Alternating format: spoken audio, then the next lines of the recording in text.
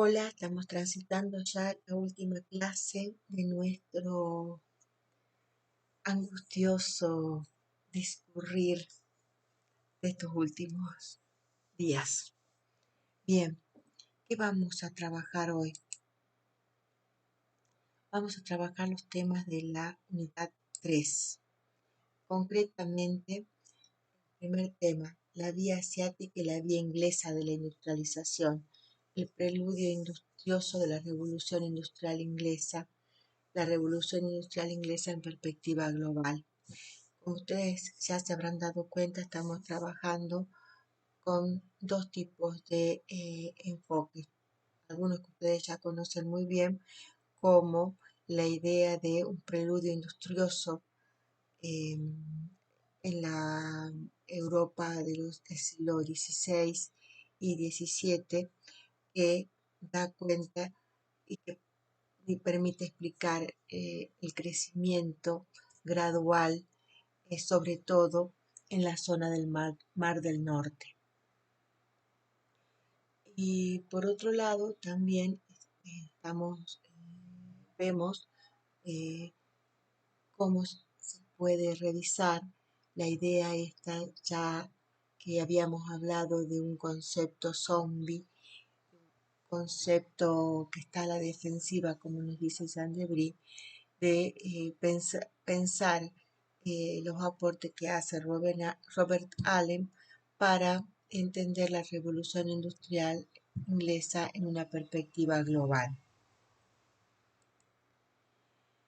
Bien, nosotros volvemos siempre con esta cuestión de el tema de las convergencias y las divergencias entre Europa occidental y Asia. Habíamos hablado ya de la respuesta clásica, que tiene que ver con la existencia de la revolución industrial, que es el gran parteaguas. Por otra parte, toda la historiografía de los años 60, 70, 80, parte de los 90, que va planteando una Europa dinámica, sobre todo, como dije hace un rato, en la región del Mar del Norte, que permite observar estas pequeñas divergencias que nos habla Jean-Louis Van Sanden. ¿Qué plantean estos autores cuando proponen este concepto, ¿no? Que la región del Mar del Norte, el Reino Unido y los Países Bajos se desarrolló como el área más próspera y dinámica del continente europeo, ¿no? Y justamente van a ser estas regiones las que van a ser testigos de un crecimiento continuo y sostenido entre los siglos XIV y XVIII.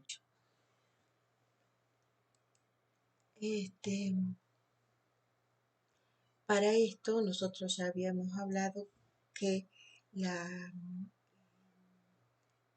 historiografía nos va planteando, ¿no? Un alto nivel de urbanización en la época,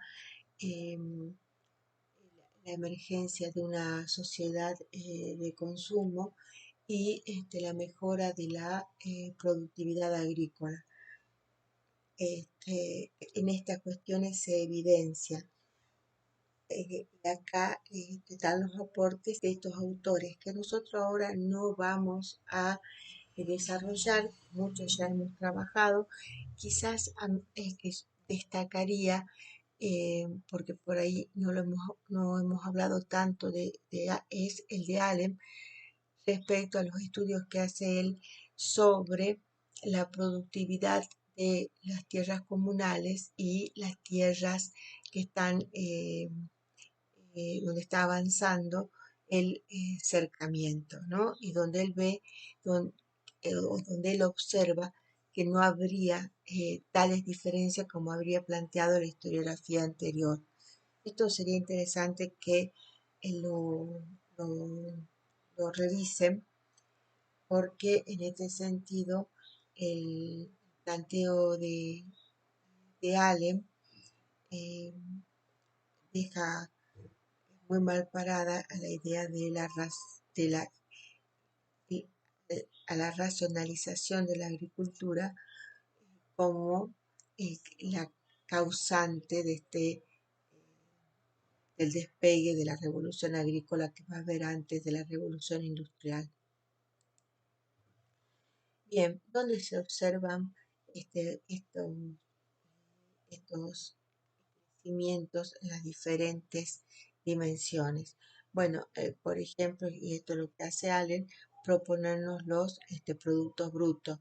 Así vamos a ver que, fíjense lo que crece el Producto Bruto en dólares estadounidenses desde el 1347 a 1750, ¿no?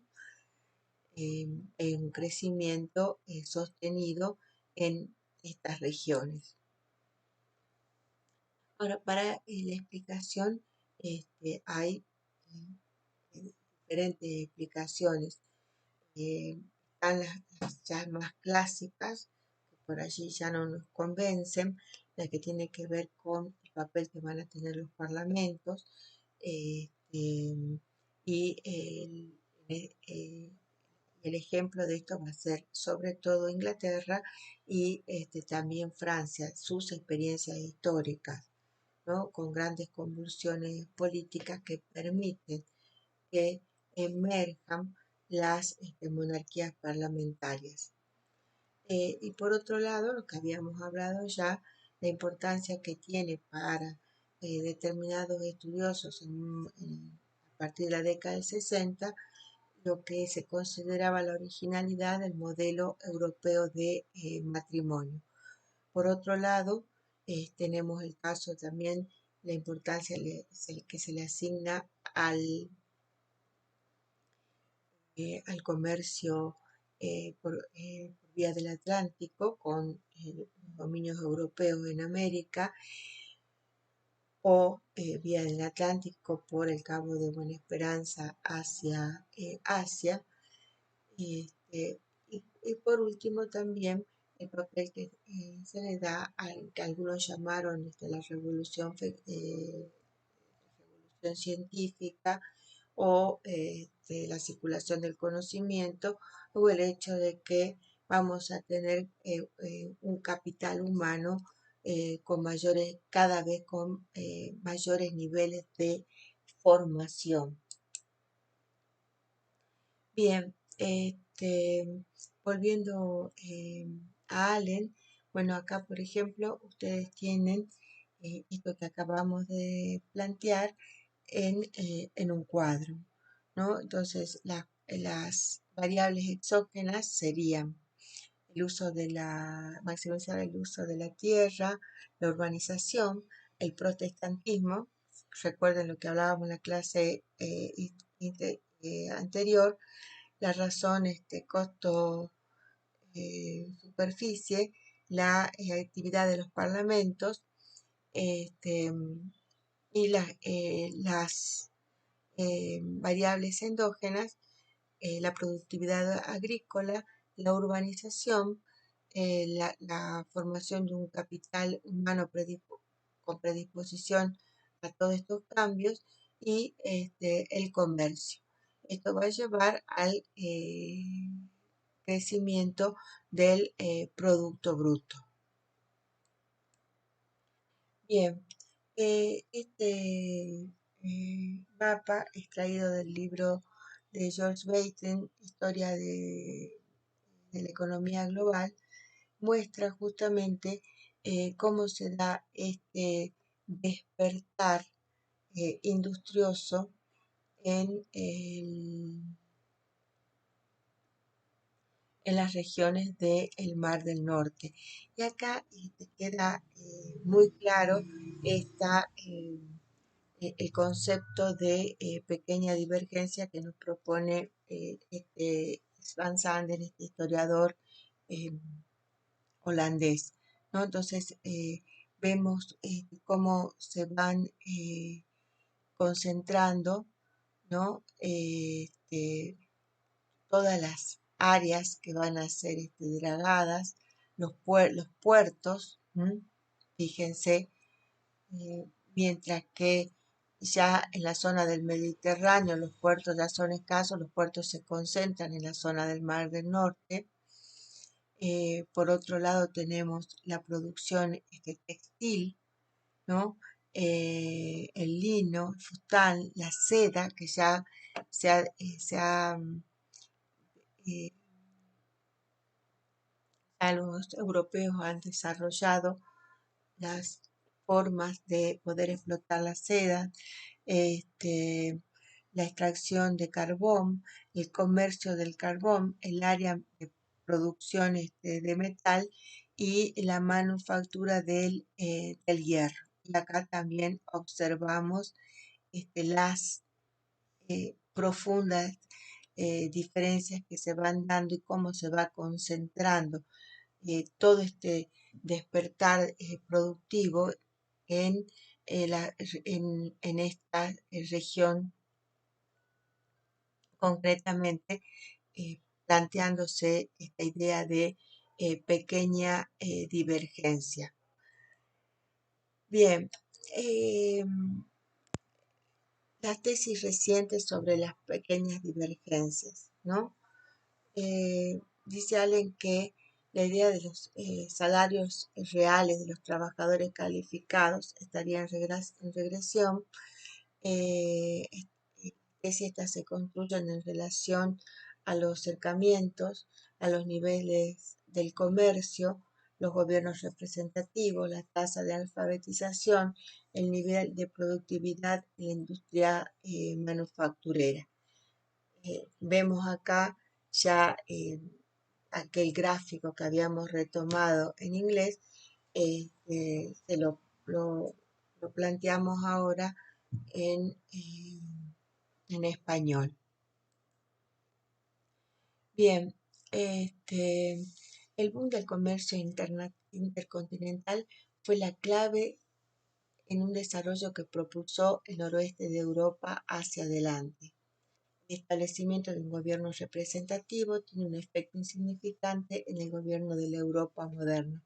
La alfabetización no fue importante para el crecimiento.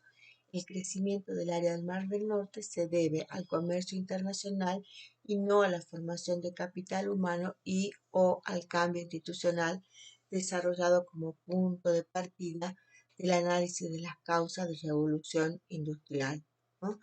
Este, Allen en este sentido se va a ir alejando de estos planteos que fueron tan contundentes en su momento.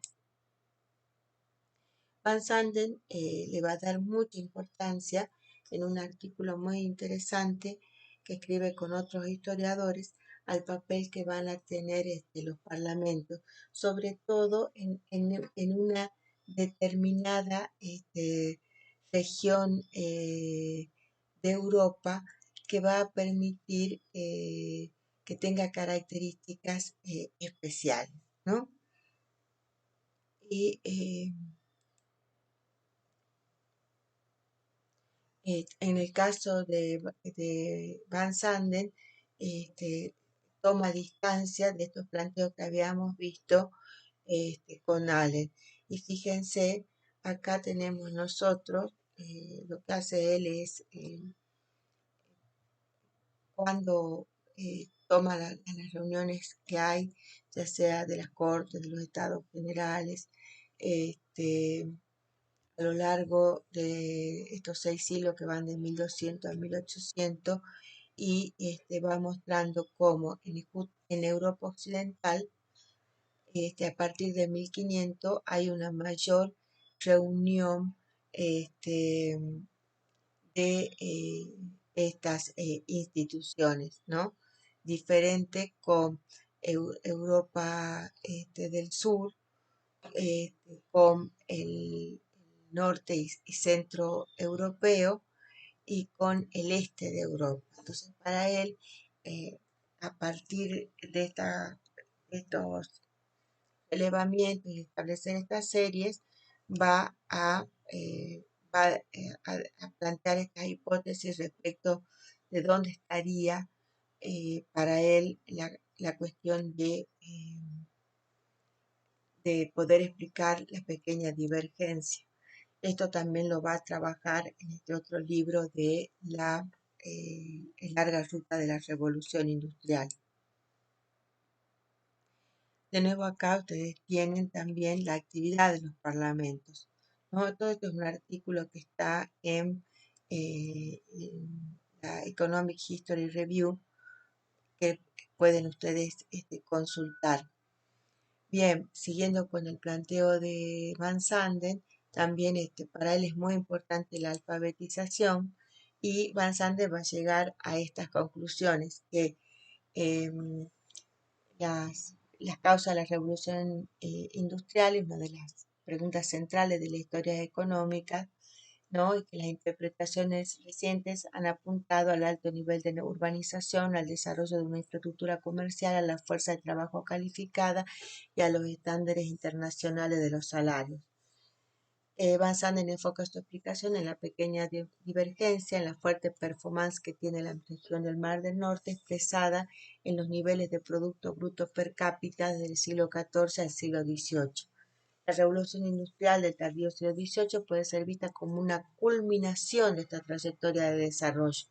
La formación del capital humano, la calidad de las instituciones políticas, explican las tendencias del Producto Bruto Interno per cápita, también la particular actividad parlamentaria, la formación del capital humano, el cambio estructural. Estamos hablando de los primeros agentes de este crecimiento, el cual contrasta con las afirmaciones, como ya vimos, de Robert Allen, quien se enfocó sobre todo en las variables de salario, ¿no? También es muy importante para Van Sanden el aspecto cultural, la religión, la difusión del protestantismo que influyó en la formación del capital humano. Van Sanden en este sentido dialoga muchísimo con tradiciones teóricas sociales anteriores, sobre todo weberianas. En el caso de Allen, lo que él hace es un trabajo comparativo y a través de este trabajo comparativo, para Allen la revolución industrial inglesa se explica por eh,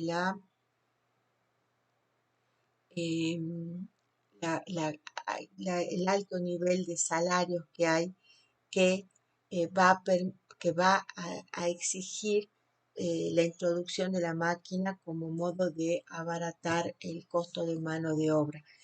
También le va a dar relevancia al el hecho de que Inglaterra tenga las minas de carbón en, el territorio. De todos modos, pensemos también que lo que tenemos explicaciones eh, muy diferentes. Será nuestro trabajo seguir, obviamente, estudiando y viendo qué cosas nos convencen o qué cosas no, o qué cosas seguimos discutiendo. Y por otro lado, están los aportes que ya hemos hablado de Jean Debris, ¿no? Que plantea cómo esta sociedad de consumo, y sobre todo de consumo de estos productos que vienen de lejos, muchos de ellos con una carga adictiva muy grande, el caso del azúcar, por ejemplo, el caso del chocolate, el caso del tabaco, va a hacer que la gente intensifique eh, su, su actividad laboriosa para poder tener acceso a estos productos, ¿no? Y ahí eh,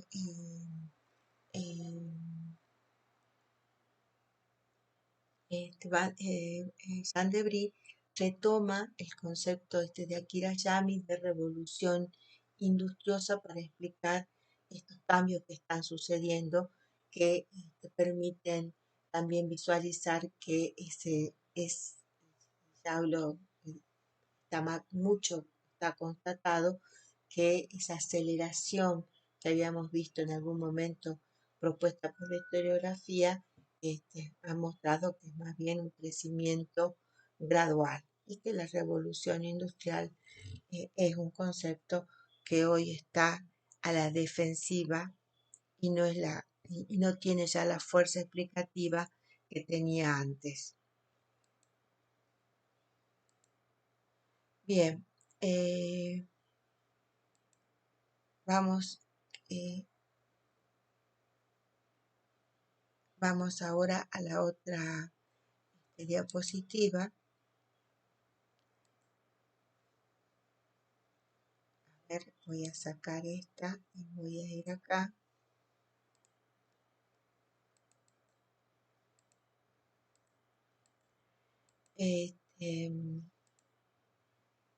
Ahí está. A ver, bueno, esto quedó de este modo. A ver, ahí, perdonen ustedes estas desprolijidades de último momento.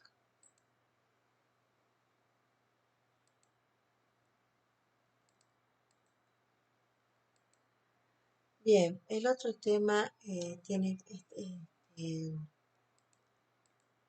eh, tiene que ver con los cambios que acaecen en la sociedad del antiguo régimen, entre en crisis esta sociedad y su modelo cortesano y vamos a ver emerger otras formas políticas que ya van a tomar quizás un cariz mucho más sólido en algunos espacios en el siglo XIX, ¿no?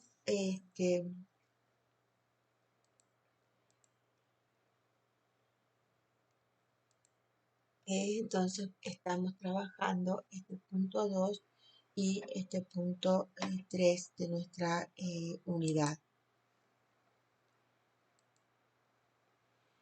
Bien, acá vamos a trabajar una serie de autores que van desde algunos autores españoles, otro autor inglés, y acá una autora que tiene nombre español, pero se dedica a trabajar el caso italiano. Me estoy refiriendo concretamente a Carmen Pinto.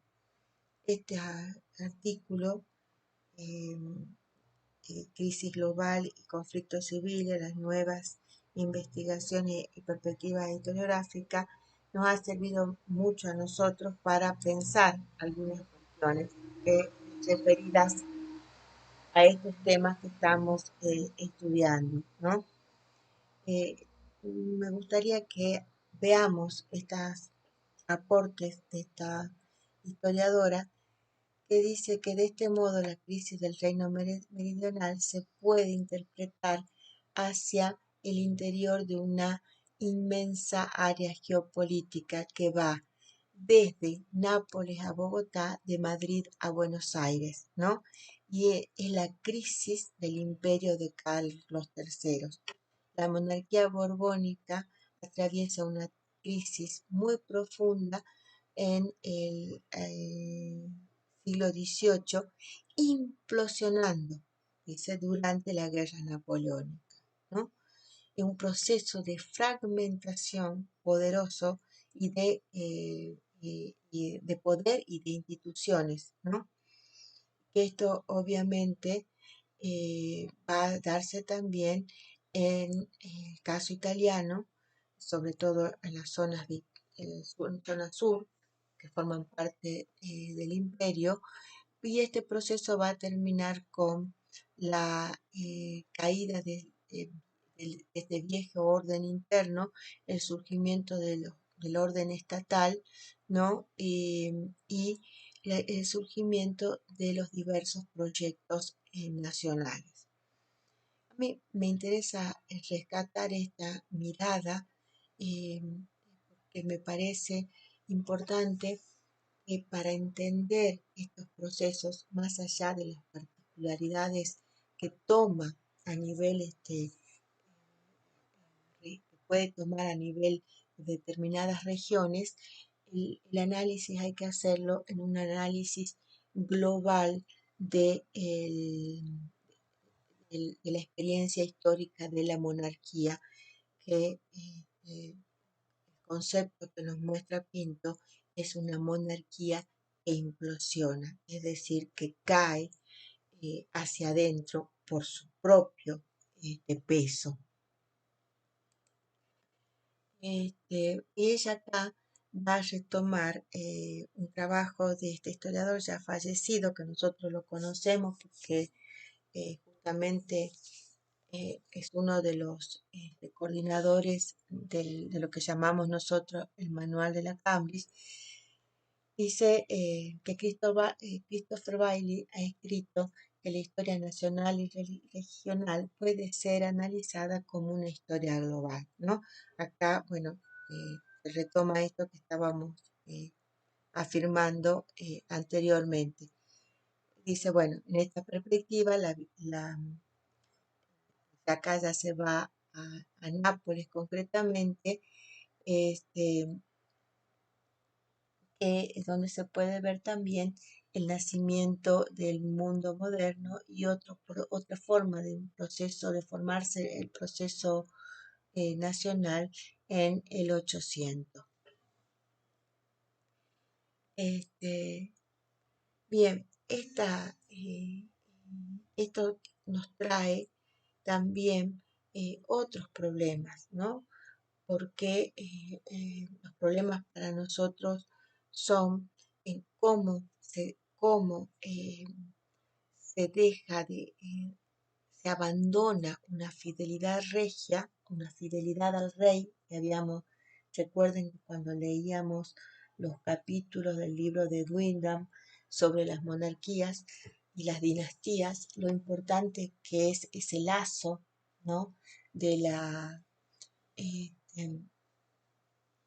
que se construye justamente con el rey, inclusive donde este rey está sacralizado, cómo se da ese tránsito, ¿no? Que a veces lo podemos pensar de un modo quizás de un tránsito quizás evolutivo, o puede ser pensado como una mutación, es decir, el abandono de algo para que de ese algo aparezca totalmente una cosa diferente. Ese, eso, esa fidelidad regia que se sostiene, en algunos casos se llega a sostener hasta hoy, ¿no? Pero que emerge, por ejemplo, en las monarquías constitucionales, o esa fidelidad regia donde emerge la república claramente y el ciudadano, ¿no? Ya con la idea de igualdad, ¿no? Recuerden esto que veíamos, ¿no? El antiguo régimen supone el asumir naturalmente la diferencia entre unos y otros, diferencias que están instituidas por Dios, y el nuevo orden que emerge en determinados lugares va a dar cuenta de una idea de igualdad. Obviamente también es una igualdad construida de acuerdo a la imagen y semejanza de quienes inventan los procesos en la época. No les llega a todo. Estoy pensando concretamente en los Estados Unidos, por ejemplo, que es la primera república moderna. Por eso que decimos que en el programa que las innovaciones políticas se dan en el Nuevo Mundo. Ustedes tienen acá eh, dos casos para trabajar. Nosotros ahora no vamos a trabajar el caso de Salta, solamente les voy a mostrar una imagen ilustrativa, pero nosotros hemos trabajado con dos textos que un poco ilustran esta preocupación que acabamos de plantear. Y fíjense, esto que es muy interesante, que ya leíamos en algún momento con Debris, que nos estamos alejando de explicar todo esto por la explicación tradicional que tenía que ver con los cambios acaecidos por la Revolución Francesa, ¿no? Sino que, bueno, acá hay mucha agua para nadar, porque la historiografía ha sido riquísima en todos estos planteos, ¿no? Estoy pensando concretamente si en las monarquías ibéricas, pienso en el caso tanto de España como de Portugal, eh, que hoy se acepta también la idea, o sea, frente a esa construcción que se va a hacer, que trabajábamos en la clase pasada, que se hace ya desde el comienzo, desde el siglo XVIII, de esta península atrasada, hundida en la superstición y el catolicismo. Bueno, hoy los estudios nos están indicando que también esto que el iluminismo y la ilustración han tenido su experiencia en el caso de la península ibérica. Y acá es interesante pensar este, que,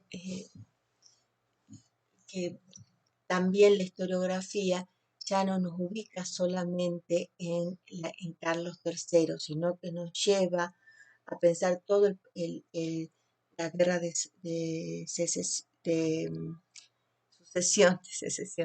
la guerra de sucesión y la instauración de una nueva dinastía que va a traer una serie de cambios, ¿no? Que van a ayudar al proceso, ¿no? Y se van a instalar estos decretos, que se conocen como el nombre de los decretos de nueva planta, que van a facilitar, por un lado, en el caso de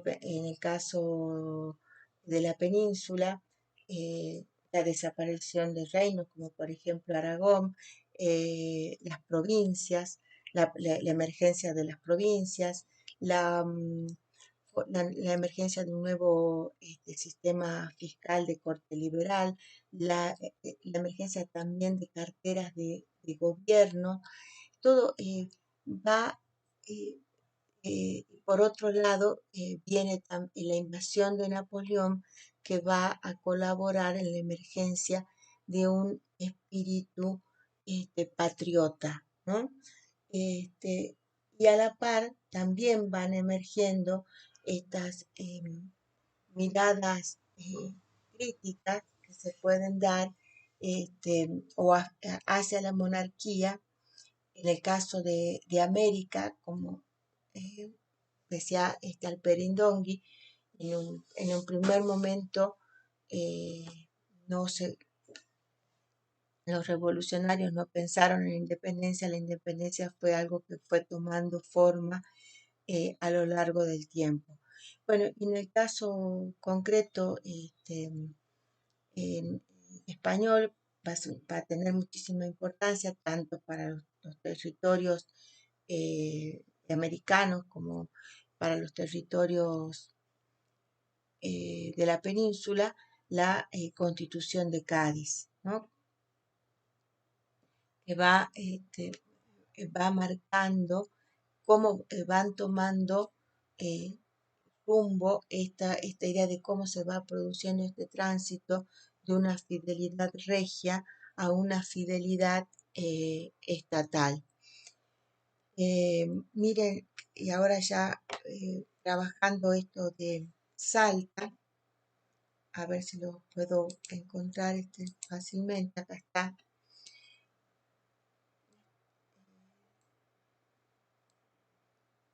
¿no? Esto es, porque ahora estamos trabajando, se cumplen los años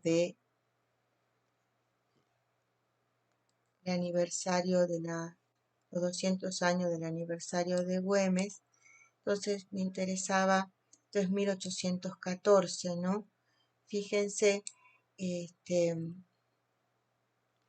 se van a producir cambios importantísimos a raíz impulsados por toda esta ola que no solamente pasa en Europa, sino que también tiene su expresión en América, por ejemplo, la abolición de los tributos indígenas, ¿no? A mí esto me parece, esto se da eh, en el 15, a raíz de 1814-1815, a raíz de un influjo que va a tener la Asamblea del año 13, ¿no? Acá tenemos este libro de la Real Hacienda, es de 1811, y ustedes observan acá el tributo indígena, ¿no? Que era una fuente muy importante de recaudación para la monarquía, ¿no? Y otra cosa que le quería mostrar es cómo cambia el nombre, ¿no? De ramos de la Real Hacienda, ¿no? Esto es 1817, pleno gobierno de Güemes, desaparecen el tributo indígena y tenemos ramos de la Hacienda del Estado, ¿no? Fíjense qué fuerza que tiene la qué fuerza que tiene términos. Inclusive ahora no lo traje, pero también ustedes todo lo que tiene epíteto de real a partir de 1814 se empieza a tachar porque se usan los mismos papeles, entonces directamente donde dice real se tacha y la palabra que va a ir es Estado. Bien, esto es más bien para que nosotros eh, tengamos instancias para reflexionar y pensar estos temas, porque estos temas son muy, a mi juicio, ¿no? Particularmente porque a mí me interesan, son muy, pero muy importantes, porque tienen que ver también con, con nuestra propia experiencia ciudadana. Por allí uno cree que, o por lo menos yo creo, que nuestra calidad ciudadana, que ahora se expresa por la cantidad de clics de las redes, se está viendo muy, pero muy deteriorada. Y el clientelismo y las relaciones de patronazgo que se dan en la política últimamente y la cultura del privilegio nos está llevando por allí a vínculos de antiguo régimen. Ese es mi modesto modo de ver, obviamente, que no necesariamente lo tienen que compartir. A ver si puedo, no responde. No, este es 1813, el documento de la Asamblea del año 13, que no tuvo el fin para la que fue convocada, que era redactar la Constitución. Queda de este día sancionado el decreto relativo a la extinción del tributo y además derogada la mita, las encomiendas, el llanoconazgo y el servicio personal de los indios, bajo todo respeto y sin exceptuar aún el que prestan a las iglesias y sus párrocos o ministros, siendo la voluntad en que del mismo modo se le halle y tengan los mencionados indios de todas las provincias unidos por hombres perfectamente libres en igualdad de derechos a todos los demás ciudadanos que las pueblan, y que este soberano decreto se imprime y publica en todos los pueblos, traduciéndose fielmente en los idiomas guaraní, quechua y aymara para la común inteligencia. Bueno, creo que no necesita explicación esta, este articulado de la Asamblea del año 13, y el tipo de país que se piensa construir, en ese momento, ¿no? Y ya ustedes ven el- los términos de la época ya totalmente instalados y con totalmente instalada la idea de igualdad.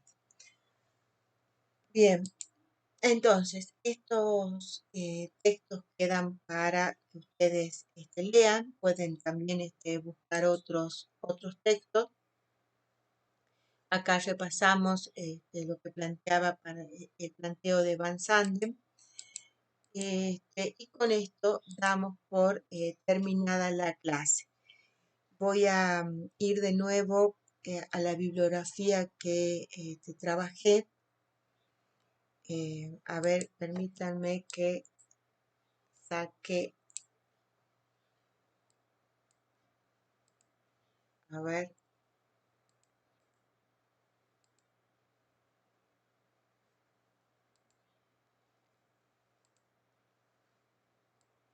la voy a traer ahí. Ay, Dios. Bien, pero ¿por qué? A ver, no, acá no está. Bueno, ya son los últimos. Me van a tener que perdonar porque son los últimos.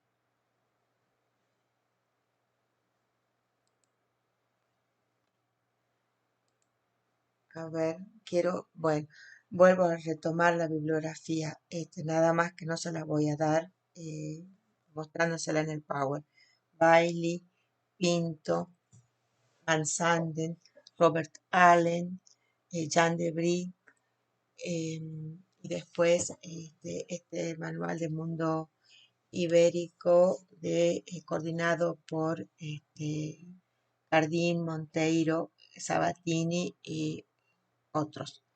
Bien, espero que hayan disfrutado la cursada, que terminemos con nuestros objetivos cumplidos y nos estamos viendo durante todo el transcurso hasta el 6 de mayo. Muchísimas gracias, les mando un abrazo a todos y cuídense mucho ante esta segunda ola que estamos atravesando en estos tiempos de pandemia global.